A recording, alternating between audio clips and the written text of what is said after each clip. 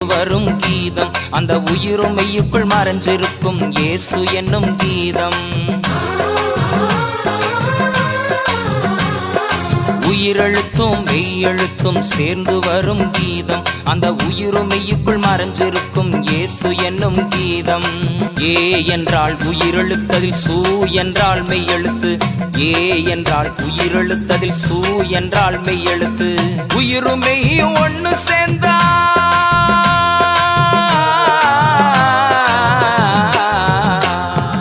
உயிருமை ஒன்னு சேர்ந்து தமிழ் வருது பாரு, அந்த தமிழுக்குள்ளே மறைஞ்சிருக்கும் இயேசு எழுத்து பாரு, அந்த தமிழுக்குள்ளே மறைஞ்சிருக்கும் இயேசு எழுத்து பாரு. சங்கீத இங்கீதம் நான் பாடும் நல்கீதம், சங்கீத இங்கீதம் நான் பாடும் நல்கீதம்.